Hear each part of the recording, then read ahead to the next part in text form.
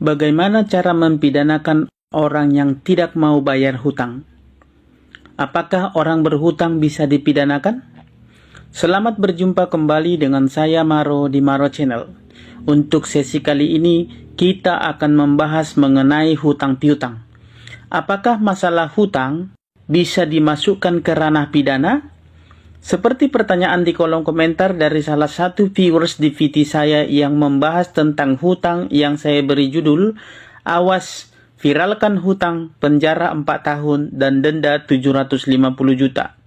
Video ini cukup viral dan sudah ditonton lebih dari 1,4 juta penonton dengan puluhan ribu like, komen, dan ribuan yang memfavoritkan video tersebut. Di kolom komentar juga ada banyak pertanyaan yang hampir sama seperti pertanyaan yang menanyakan seperti pertanyaan ibu ini. Oleh karenanya, maka saya pikir membahas dan menjawab pertanyaan tersebut adalah sangat perlu.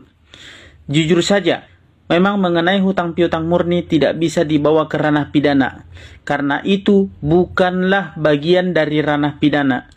Namun, jika kita tahu celahnya dan kita tahu caranya, bukan tidak mungkin hutang piutang bisa masuk ke ranah pidana. Bagaimana caranya? Baik, kita akan bahas secara singkat, padat, dan jelas. Berhutang memang sangat mudah, tapi membayar hutang itu yang sulit. Kita tagih sekali, 2 kali, si peminjam selalu menghindar. Dengan etikat tidak baik, dia tidak akan membayar hutangnya. Maka saran saya kepada si pemberi hutang, buatlah kwitansi yang mengandung unsur pidana di dalamnya. Berilah limit waktu di dalam kwitansi tersebut. Contoh ini ya. Telah terima dari si Budi uang sejumlah 20 juta rupiah untuk hutang ataupun pinjaman sementara yang akan dibayarkan selambat-lambatnya bulan Januari tahun 2025.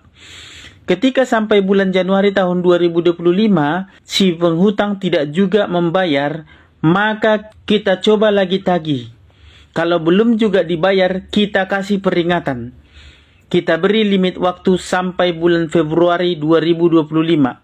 Jika bulan Februari 2025 yang punya hutang belum juga membayarkan hutangnya, kita kasih limit waktu lagi sampai bulan Maret.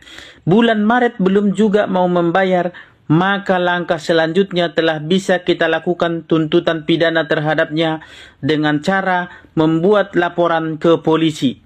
Dia akan terancam dengan pidana 4 tahun penjara. Maksimal ya, 4 tahun penjara. Pelanggaran pasal 378 KUH pidana tentang penipuan. Tapi cara ini hanya berlaku untuk pinjaman non-bunga atau non-bisnis ya. Maksudnya, cara ini tidak berlaku untuk hutang bunga seperti angsuran kredit dan pinjaman modal usaha yang di dalamnya dikenakan bunga.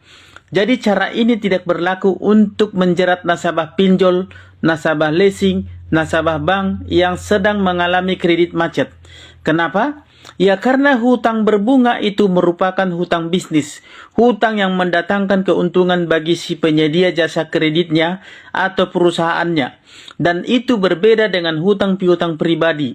Dan sebelum pencairan tentunya juga sudah ada ketentuan dan persyaratannya. Jadi jelas, itu beda dengan pinjaman pribadi perorangan. Jadi tidak semua bisa kita buat seperti itu ya. Ini hanya berlaku untuk hutang piutang murni tanpa untung dan tanpa bunga. Bagaimana kawan-kawan? Apakah Anda sudah paham? Semoga dapat dipahami dan dimengerti ya teman-teman. Semoga bermanfaat dan akhir kata saya ucapkan salam sahabat.